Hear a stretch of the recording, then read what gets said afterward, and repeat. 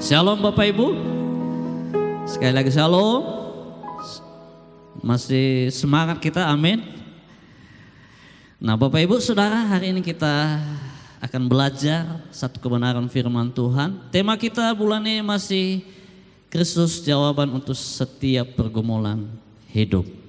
Dan hari ini saya mengangkat tema yaitu Tuhan sumber kekuatan dan perlindungan. Katakan amin.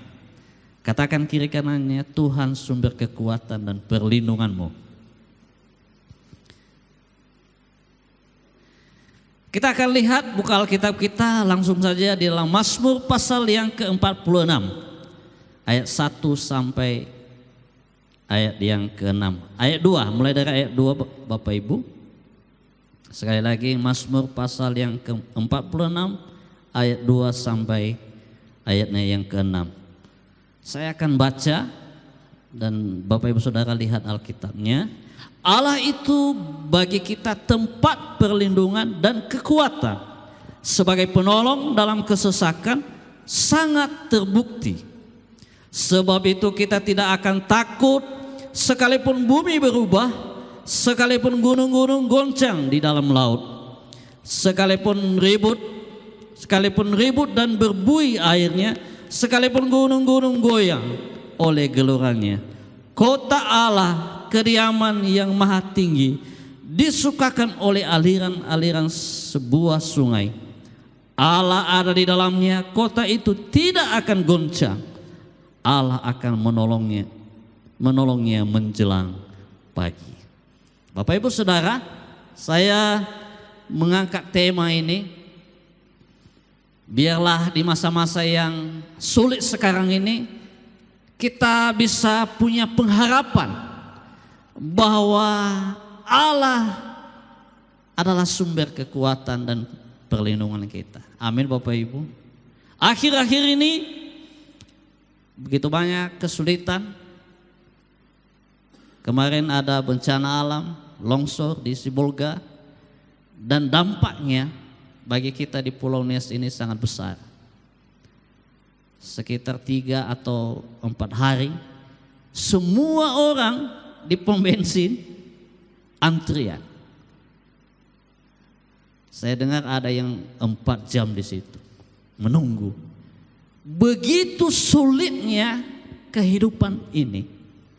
Dan firman ini menjadi jawaban bagi kita bahwa Allah kita adalah sumber kekuatan. Dia yang menolong kita.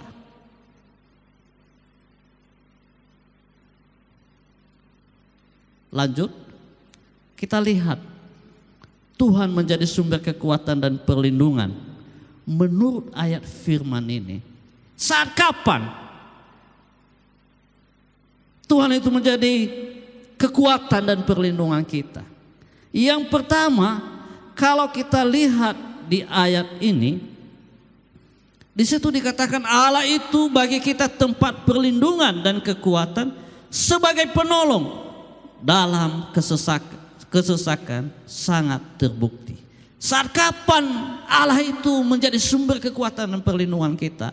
Saat kita dalam kesesakan. Katakan amin. Kita sesat di dalam hal apa? Mungkin di dalam keluarga kita, suami kita, atau anak-anak kita, atau mungkin ada pengharapan kita. Begitu banyak orang yang mungkin mengalami kesesakan dalam hidupnya. Mungkin bagi yang sudah menikah, mungkin rindu punya anak, dan itu sebuah kesesakan. Kadang-kadang kita menangis. Dulu waktu pertama kami menikah, kami agak tidak langsung punya anak, tapi suara-suara orang pasti akan mengganggu. Nanya udah punya anak, dan itu sangat mengganggu. Apalagi istri pasti akan terganggu. Bapak Ibu, kadang-kadang dalam kondisi itu kita pasti akan sesak. Kita pasti berkata, kenapa aku ini? Lalu di dalam hal apa lagi kita merasa sesak? Di dalam pekerjaan kita. Saya berkali-kali mengalami kesesakan dalam pekerjaan. Apalagi kalau ada tanggung jawab kita.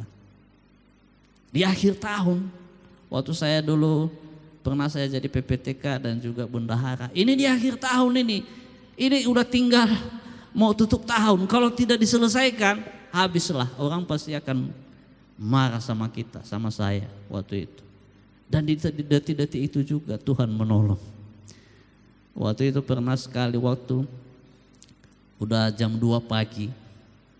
Sebenarnya saya menunggu aba-aba dari pimpinan apakah ini dicairkan atau enggak ini. Ini waktu itu ada konsultan. Dan rekanannya udah minta mau dibayarkan. Tapi waktu itu ini udah mau akhir tahun, gimana ini kalau nggak dibayarkan ini mereka udah capek, gimana uangnya udah terlanjur. Lalu arahan dari pimpinan belum ada. Lalu waktu itu jam 2 pagi. Waktu itu saya sudah bilang ya udahlah, kalau dibayar, kalau tidak ya biar aja, saya bilang. Jam 2 saya ditelepon, jam 2 pagi Bapak Ibu. Telepon saya pimpinan. Gimana itu?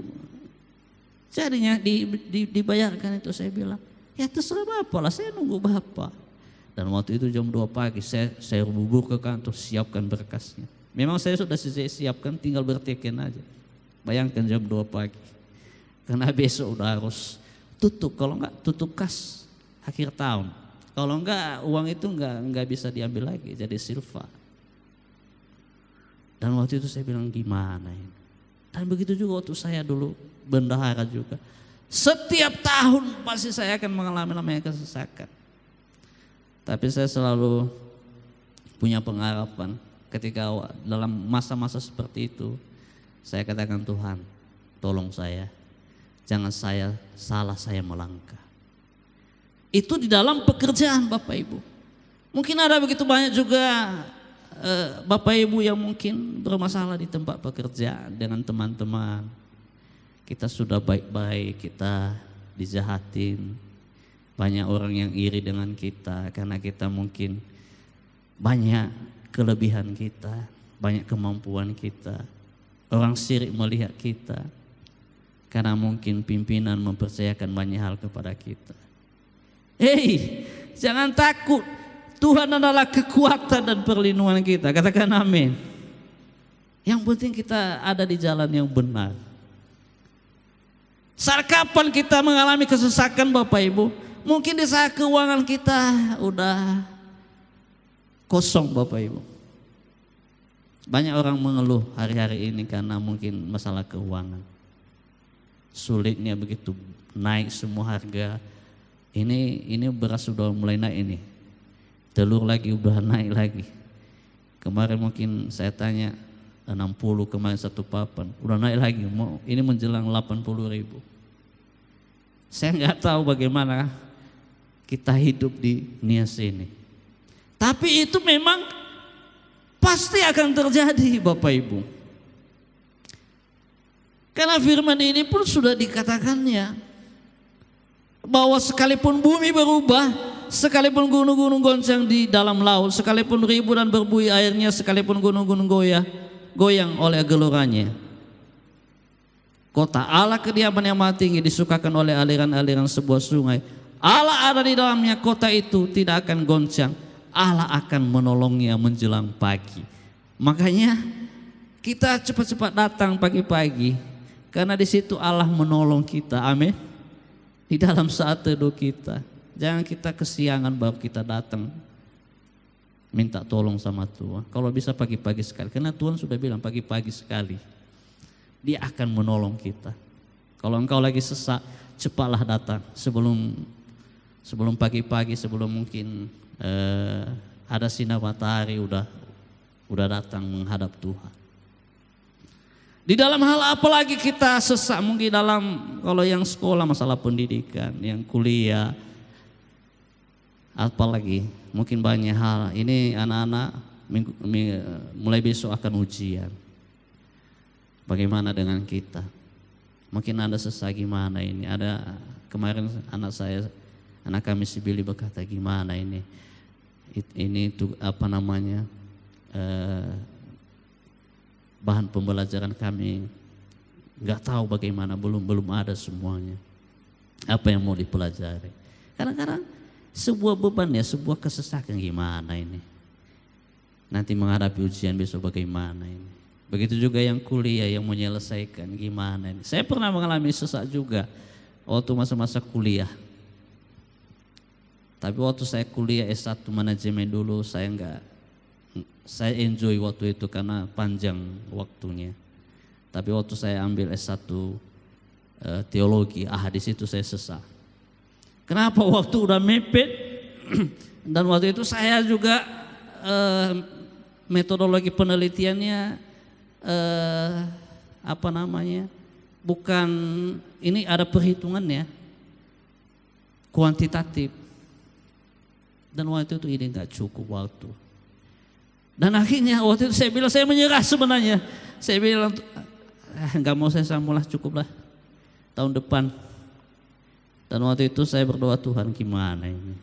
Lalu saya tanya banyak teman-teman, bagaimana ini. Bisanya saya selesaikan ini.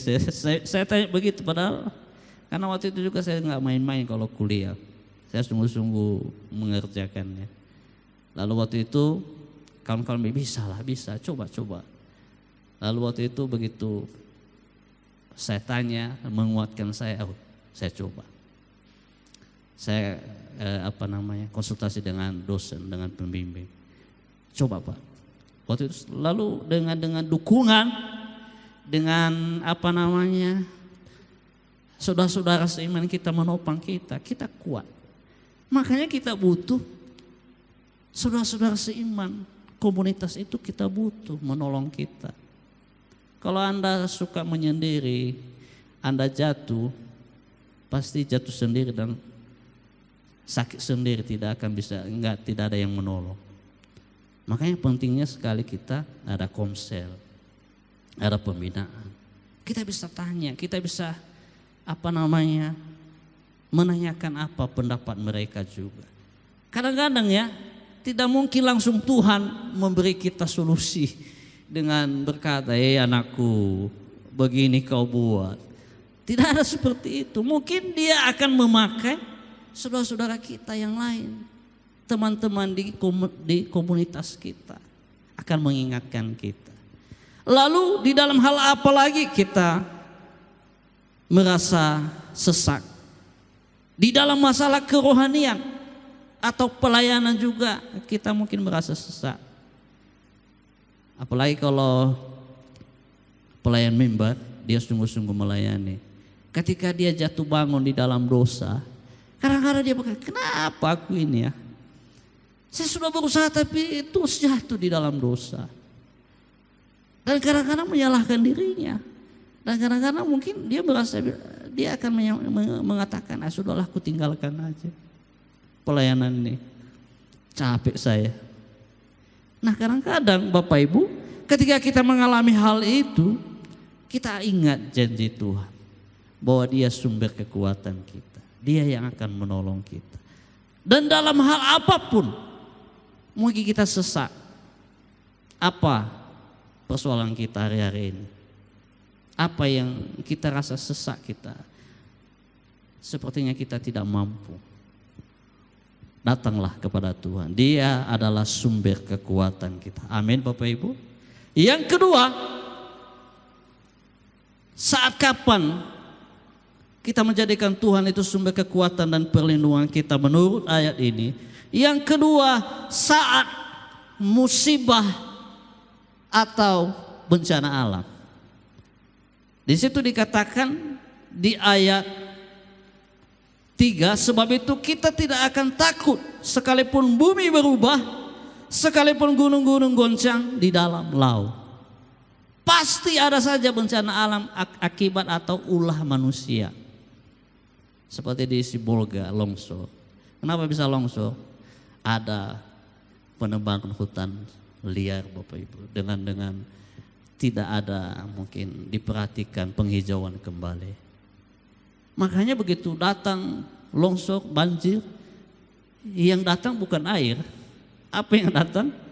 Lumpur dan kayu-kayu besar. Lalu siapa yang disalahkan? Ya, inilah dunia ini. Pasti akan terjadi semuanya. Semua orang akan hanya mementingkan kepentingan dirinya sendiri. Tidak diperhatikan lagi orang banyak. Dan saya mendengar akibat daripada longsor di Tapanuli, di Sibolga. Sekarang semua orang menjarah di toko-toko.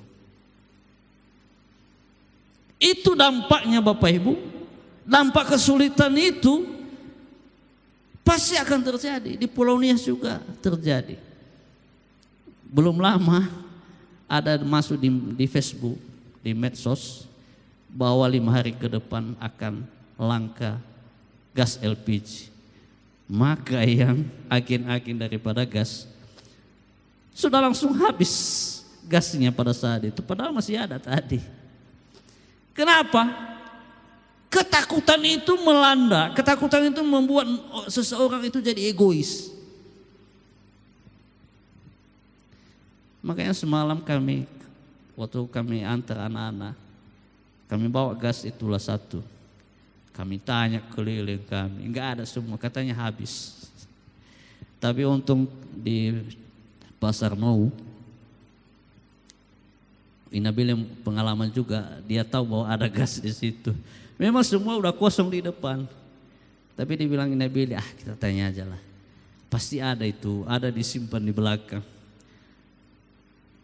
Memang awalnya dia bilang tidak ada Bu. Dibilang Inabil, coba dulu Bu, satu aja. Karena mungkin dia kasihan melihatnya, akhirnya dia kasih.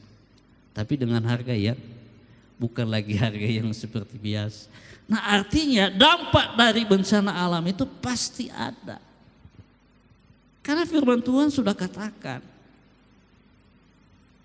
Bahkan gunung-gunung akan berpindah katanya. Dan semuanya itu pasti akan terjadi. Belum lama kemarin kejadian musibah banjir dan longsor, tiba-tiba siang-siangnya gempa. Udah mulai banyak yang ketakutan. Padahal saya heran, katanya ada gempa. Tapi saya tidak merasakan. Saya bilang kapan ada gempa? Tapi banyak yang kasih di media sosial, ada gempa. Semua berlarian katanya. Nah itulah tandanya bahwa setiap manusia pasti mengalami namanya ketakutan, kekhawatiran, keraguan akan kehidupan setiap harinya. Di situ dikatakan di ayat 4, sekalipun ribut dan berbuih airnya, sekalipun gunung-gunung goyah oleh geloranya. Semuanya pasti akan terjadi. Tapi apa yang kita pegang di dalam hidup kita? Ya janji Tuhan ini, bahwa Dia adalah sumber kekuatan dan perlindungan kita. Semua boleh terjadi, kesesakan kita, bencana alam. Katakan, semua boleh terjadi. Tapi Engkau Tuhan perlindunganku, Engkaulah kekuatan di dalam hidup. Saya tidak akan pernah takut. Di situ dikatakan, sebab itu kita tidak akan takut. Ini janji Tuhan. Masalah boleh ada, musibah atau bencana alam boleh terjadi.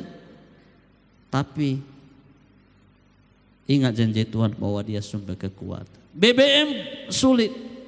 Kemarin juga saya kehabisan bensin di sepeda motor. Lalu saya keliling, tidak dapat. Semua pengecer-pengecer di pom mini itu nggak ada semua. Akhirnya udah rest di bawah, udah di bawah garis merah. Lalu saya paksa aja jemput anak saya William. Tapi begitu sampai di rumah, langsung saya parkir di rumah karena udah nggak ada bensin. Untung saja 4 hari sebelumnya saya sudah isi minyak mobil. Akhirnya itulah pertahanan. Seharusnya saya tidak mau bawa mobil, Tapi karena udah tidak ada lagi bensin di sepeda motor, akhirnya saya bawa. Saya melihat antrian yang panjang, saya bilang, kalau ini saya tunggu nggak akan mampu saya. Ya udahlah. Tapi saya tidak pernah berkata, kenapa ini bisa terjadi? Saya berkata, inilah kita. Sebenarnya kalau ada semua orang tidak khawatir, semua orang kalau tidak ketakutan, nggak akan ada antrian yang sepanjang itu. Kenapa? Sebenarnya masih ada bensinnya. Tapi karena dia mau tumpu, dia takut. Jangan. Sama seperti waktu langka gas beberapa bulan yang lalu. Begitu juga. Padahal di rumah-rumah banyak gas. Tapi karena ketakutan itu akan mempengaruhi kehidupannya. Sehingga seseorang akan tidak lagi memikirkan orang lain. Bahkan sampai saya melihat sampai ada yang perang mulut di tempat pom bensin. Kenapa? Ya itu tadi. Saking karena ketakutan itu akan hari esok. Karena ketakutan akan hari ke depan. Padahal sebenarnya belum lagi dijalaninya. Seperti saya waktu kemarin saya bilang, ya udah, biar aja lah. Nanti kalau habis jalan kaki kita. Nah Bapak Ibu Saudara, meyakinkan kita bahwa memang dunia ini bukan tempat kita aman. Tapi Allah menjanjikan pertolongan. Katakan amin. Yesus berkata, Bapa, aku tidak minta mereka kau ambil dari dunia ini. Karena dunia ini sebenarnya bukan tempat mereka. Tapi aku memohon kepadamu, lindungilah mereka dari dunia ini, katanya. Itu doa Yesus, Bapak Ibu. Artinya Tuhan tidak berkata, jauhkanlah masalah-masalah ini kepada umatku. Enggak ada dia bilang. Jalanilah persoalan dalam hidupmu. Tapi ingat janji Tuhan bahwa dia adalah sumber kekuatan dan perlindungan. Katakan amin. Tandanya bagi orang percaya telah menjadikan Tuhan sumber kekuatan dan perlindungannya, yaitu kita cek diri kita masing-masing ya. Apakah kita sudah menjadikan Tuhan kekuatan dan perlindungan kita? Kita bisa melihat apakah kita sudah menjadikan Tuhan sumber kekuatan dan perlindungan kita. Yaitu saat dalam kesesakan yang dihadapi, apakah kita mampu buktikan bahwa ada pertolongan Tuhan yang kita alami di dalam hidup kita. Orang yang sudah menjadikan Tuhan sebagai kekuatan dan perlindungannya, dia mampu membuktikan bahwa Tuhan sudah menolong dia. Sehingga dia berkata terima kasih Tuhan. Kalau orang belum membuktikan pertolongan Tuhan, pasti dia sulit percaya kepada Tuhan. Makanya kita yang ada di sini, kenapa kita bertahan sampai hari ini? Memang ada persoalan kita. Tapi Tuhan menolong kita dan kita bisa alami. Terima kasih Tuhan, Engkau sudah menolong saya. Sebenarnya saya tidak mampu, tapi Tuhan sudah menolong saya. Kita bisa buktikan pertolongan Tuhan itu. Sehingga di ayat 2 itu berkata, sebagai penolong dalam kesesakan, sangat terbukti. Kenapa sangat terbukti? Karena kita alami. Ketika kita sesat, kita percaya, lalu kita alami. Terbukti di dalam hidup kita. Enggak main-main, enggak hanya asal ngomong, enggak hanya asal ditulis di dalam firman. Tapi bagi orang yang sungguh-sungguh percaya ya. Lalu yang kedua, tanda orang percaya telah menjadikan Tuhan sumber kekuatannya, yaitu saat menghadapi kesulitan. Karena dampak dari luar dirinya, ini bukan dari diri kita ya, seperti bencana alam ini, seperti kelangkaan BBM ini itu bukan dari dalam diri kita, itu di luar. di luar dari dalam diri kita, kita tidak takut dan gentar, tetap percaya bahwa Tuhan pasti menolong kita. Kalau engkau takut ketika BBM langka, mau gimana besok ini? Begitu dikatakan gas langka, gimana ini? Tapi bagi orang yang percaya, ada saja nanti caranya itu. Kalau tidak ada gas, sudah. Kita cari kayu api, itu kita pakai. Apalagi di rumah saya banyak sekali kayu api, bekas-bekas bangunan. Saya pakai itu nanti saya jadikan kayu api. Nah, artinya Bapak Ibu, persoalannya respon kita ketika ada kejadian itu. Itu yang penting yang Tuhan rindukan bagi kita. Saat langka BBM, saat ada kesulitan. Banyak orang berkata, naik semua harga cabai kemarin hanya 30-40 sekilo. Sudah naik 100 sampai 120 ribu. Ada yang 200 kan? Gimana ini? Sulit sekali.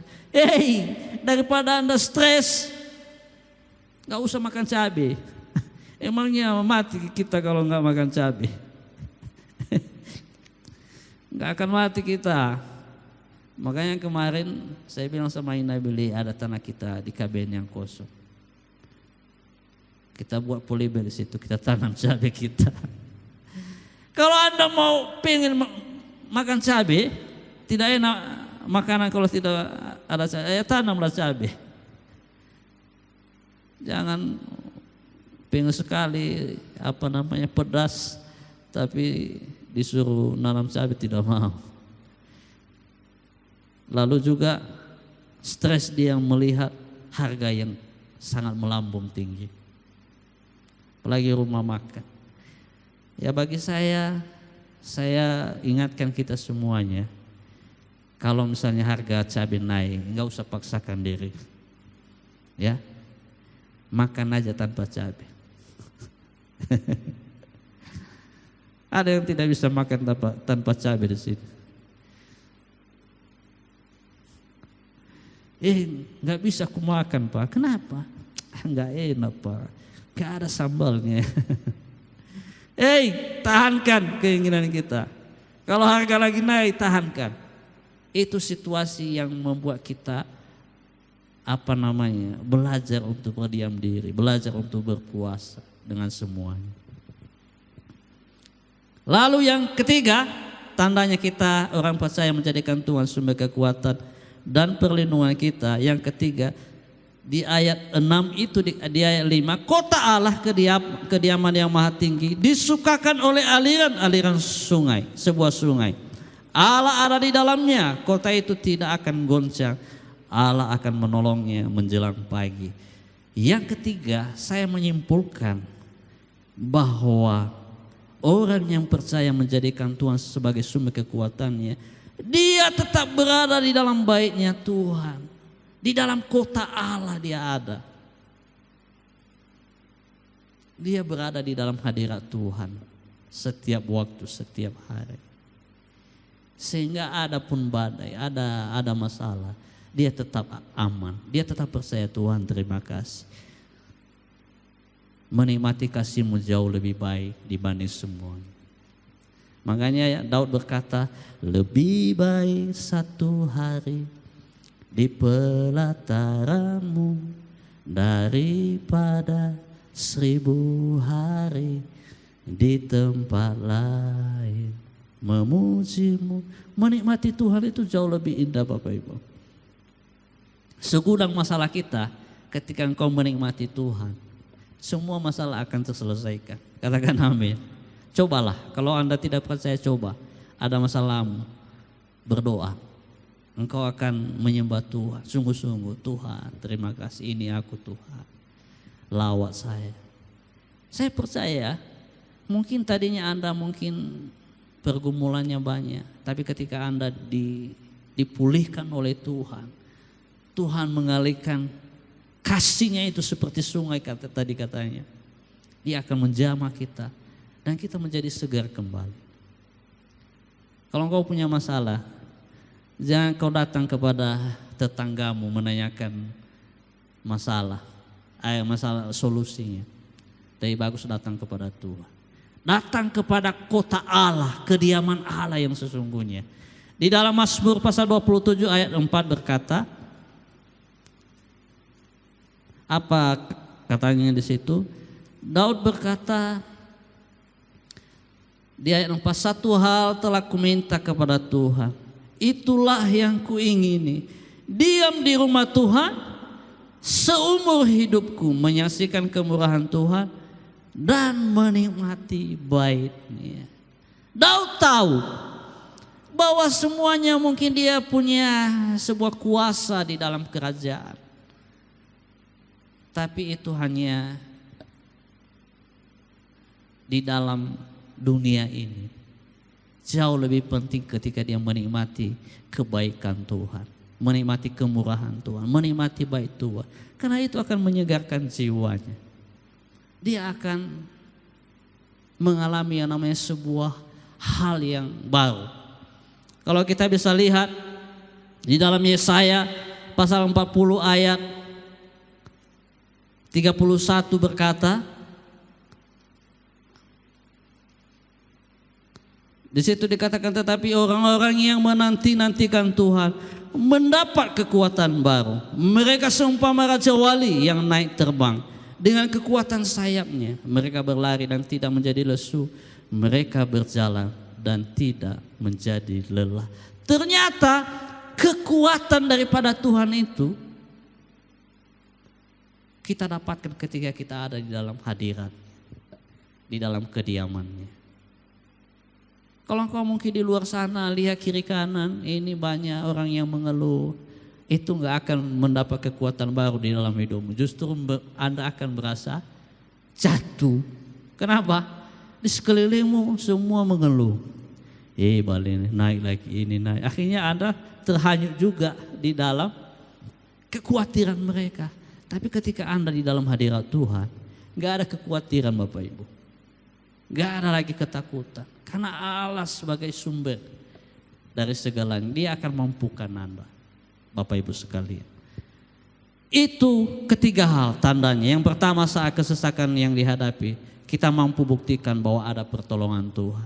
Yang kedua, saat menghadapi kesulitan karena dampak dari luar diri kita, misalnya bencana dan segala macam, kita tidak takut dan gentar, tetap percaya kepada Tuhan. Dan yang ketiga, tetap berada dalam bait-Nya Tuhan. Itulah tandanya kalau orang menjadikan Tuhan sebagai kekuatan dan perlindungannya. Kesimpulannya Bapak Ibu, yang pertama, melalui kesesakan yang kita alami, Tuhan rindu kita mengalami serta mampu membuktikan pertolongan langsung daripada Tuhan. Enggak lagi kita berkata Tuhan itu baik, kita dengar dari tetangga kita. Tahu bahwa Tuhan itu baik. Bagaimana kamu bisa katakan itu Tuhan baik? Itu saya dengar sama Kak Bute. Dia bilang Tuhan itu baik loh. Enggak lagi kita dengar dari orang lain Bapak Ibu. Tapi kita menyatakan itu karena kita sudah mengalaminya. Amin Bapak Ibu. Itu yang pertama. Yang kedua, kesulitan akibat keadaan, situasi atau zaman maupun bencana alam, jangan pernah takut, tetap andalkan Tuhan. Dan yang ketiga, menikmati baik-Nya atau hadirat Tuhan menjadi kesukaan bagi kita. Amin Bapak Ibu. Apalagi pelayan Tuhan. Menikmati baik Tuhan itu menjadi kesukaan bagi kita. Karena kita terus melayani di atas mimbar ini. Bapak Ibu Saudara, apapun persoalan kita, percaya bahwa Dia tidak meninggalkan kita. Dia akan terus memberi kita kekuatan. Asalkan kita mengandalkannya. Asalkan kita datang menghadap hadirat-Nya. Kita katakan, Tuhan, aku butuh Engkau di dalam hidupku. Tidak ada persoalan yang tidak bisa diselesaikan oleh Tuhan. Seberat apapun, Dia pasti akan banyak cara untuk menolong kita. Banyak sekali cara Tuhan menolong kita, melalui teman kita, melalui bisnis kita, dan melalui apa saja dia pasti pakai cara itu dengan caranya yang ajaib. Saya percaya melalui firman ini setiap kita akan tetap kuat, akan terus bertumbuh di dalam Tuhan, tidak pernah menyalahkan keadaan, apalagi menyalahkan Tuhan. Kita tetap berkata, Tuhan aku percaya, Engkau pasti memampukan saya. Kita berdoa Bapak Ibu.